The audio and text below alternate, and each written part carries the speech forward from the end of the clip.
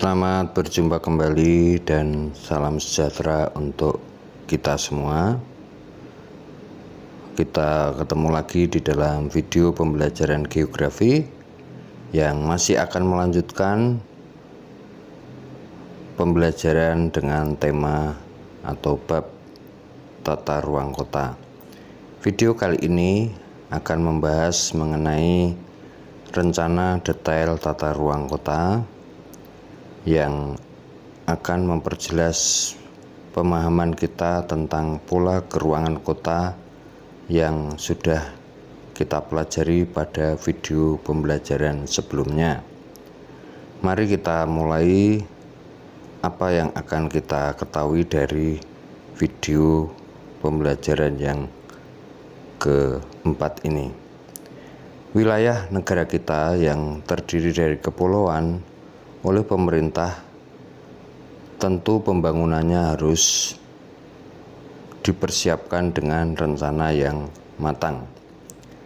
Masing-masing provinsi mengikuti kebijakan rencana tata ruang wilayah nasional yang sudah ditetapkan oleh pemerintah pusat. Setiap provinsi berusaha menyesuaikan kondisi dan karakteristik wilayah masing-masing untuk bisa melakukan pembangunan wilayah di setiap kabupaten kota yang ada di provinsi tersebut. Di setiap kota pun kemudian melakukan penjabaran secara detail pembangunan wilayahnya yang kemudian kita kenal sebagai rencana detail tata ruang. Mari kita mulai pembahasan kita tentang RDTR tersebut. Rencana detail tata ruang telah diatur oleh Peraturan Menteri Pekerjaan Umum Nomor 20 Tahun 2011, di mana setiap kota dikelompokkan dalam dua zona. Yang pertama adalah zona lindung dan yang kedua adalah zona budidaya. Zona lindung artinya dikhususkan untuk menjaga ekosistem lingkungan, sedangkan zona budidaya disediakan untuk kepentingan manusia. Kita akan mulai dari zona lindung. Zona lindung dikelompokkan atau terdiri dari beberapa zona. Yang pertama adalah zona hutan lindung, merupakan perlindungan sistem penyangga kehidupan untuk mengatur tata air, mencegah banjir, mengendalikan erosi, mencegah intrusi air laut, dan memelihara kesuburan tanah. Kemudian yang kedua, zona perlindungan bagi zona di bawahnya. Contohnya adalah resapan air. Yang ketiga, dinamakan zona perlindungan setempat. Artinya, zona ini melindungi daerah-daerah sekitar sumber air yang ada di kota. Yang keempat, disebut zona ruang terbuka hijau, bisa berupa taman kota atau tempat pemakaman umum. Yang kelima, zona suaka alam dan cagar budaya. Itulah 5 bagian dari zona lindung yang ada di kota. Di sini ada beberapa gambar yang saya ambil dari kota Semarang. Ada Bukit Gombel yang berupa hutan, merupakan penyangga air bagi wilayah Semarang. Kemudian ada Taman Makam Pahlawan dan ada zona cagar budaya yaitu kota. Zona budidaya meliputi zona perumahan, zona perdagangan, zona perkantoran, zona sarana pelayanan umum, zona industri, dan zona khusus, campuran, dan lain-lain. Zona perumahan merupakan tempat tinggal warga dengan segala fasilitasnya. Sedangkan zona perdagangan dan jasa dimanfaatkan sebagai pengembangan kegiatan di bidang komersial, tempat kerja atau usaha, serta tempat rekreasi. Yang ketiga, zona perkantoran adalah sebagai pengembangan kegiatan pelayanan kantor, baik kantor pemerintah maupun kantor swasta. Yang keempat, zona sarana pelayanan umum. Contohnya sarana pendidikan, kesehatan, olahraga, rekreasi, dan peribadatan.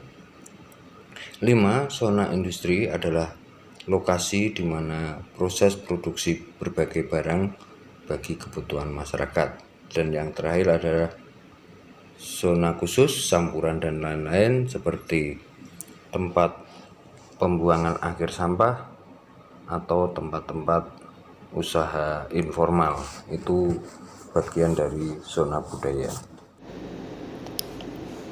Di sini ada beberapa contoh gambar rumah kantor yang ada di kawasan kota. Kemudian juga ada beberapa tempat usaha, baik itu berupa restoran maupun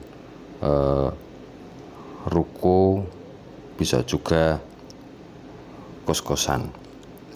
Kita lanjut ke materi berikutnya adalah rencana tata ruang wilayah kota. RT RW kota sudah diatur oleh Undang-Undang Nomor 26 Tahun 2007. RT RW kota berdasarkan undang-undang tersebut dikelompokkan menjadi 3 ruang, yaitu rencana penyediaan dan pemanfaatan ruang terbuka hijau mencakup publik dan privat. Kemudian yang kedua, rencana penyediaan dan pemanfaatan ruang terbuka non-hijau, yaitu lahan yang diperkeras atau badan air. Kemudian RPP prasarana dan sarana. Untuk ruang pemanfaatan terbuka hijau akan kita bahas secara khusus. Kita membahas pada yang kedua, yaitu RPP ruang terbuka non-hijau mencakup lahan yang diperkeras atau badan air. Misalnya yang diperkeras itu adalah plaza, alun-alun, tempat parkir, lapangan olahraga atau tempat rekreasi. Yang ketiga, RPP prasarana dan sarana, baik berupa jalur pejalan kaki, angkutan umum, ataupun sektor informal dan tempat atau ruang evakuasi bencana. Di sinilah kita bisa tahu bagaimana setiap kota perlu menyediakan rencana penyediaan dan pemanfaatan berbagai kepentingan. Kita akan lihat gambarannya seperti apakah rencana penyediaan dan pemanfaatan masing-masing. Di bawah ini akan saya tunjukkan beberapa contoh gambar. Misalnya ada lapangan parkir, kemudian ada tempat atau jalur pejalan kaki, lapangan olahraga, kemudian ada juga kawasan kuliner atau PKL serta tempat-tempat rekreasi. Berikut ini ada 2 pertanyaan yang harus Anda jawab. Mohon bisa ditulis jawabannya pada kolom komentar di bawah video yang Anda simak. Pertanyaan pertama, mengapa harus dibuat rencana tata ruang wilayah atau RT/RW di setiap kota? Dan pertanyaan kedua, sebutkan minimal 5 ruang terbuka hijau di kota Anda masing-masing, sertakan nama kota Anda.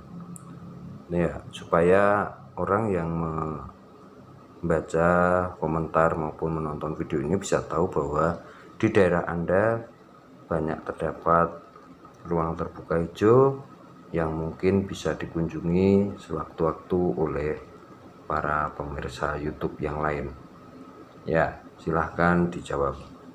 Kemudian kita lanjut kepada topik ataupun slide yang berikutnya, yaitu penyediaan ruang terbuka hijau atau RTH Arti RTH adalah area atau jalur memanjang dan atau mengelompok yang penggunaannya lebih bersifat terbuka, tempat tumbuh tanaman baik alami maupun ditanam.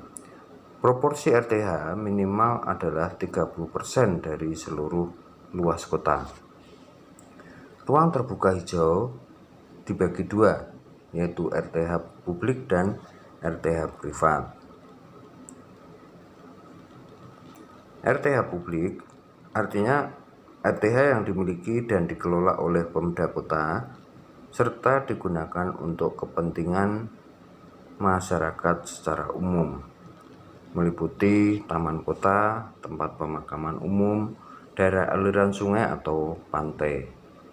Kemudian proporsi ruang terbuka hijau publik minimal 20% dari seluruh luas kota. Yang kedua, RTH privat dimiliki oleh institusi swasta ataupun perorangan untuk kalangan terbatas, meliputi kebun atau halaman rumah dan proporsinya minimal 10%. Demikian video pembelajaran tentang rencana detail tata ruang kota. Semoga video ini memberikan wawasan baru bagi kita semua dan menambah pemahaman kita tentang pentingnya membuat atau merencanakan tata ruang kota oleh pemerintah masing-masing. Sekian dan terima kasih. Semoga video ini bermanfaat.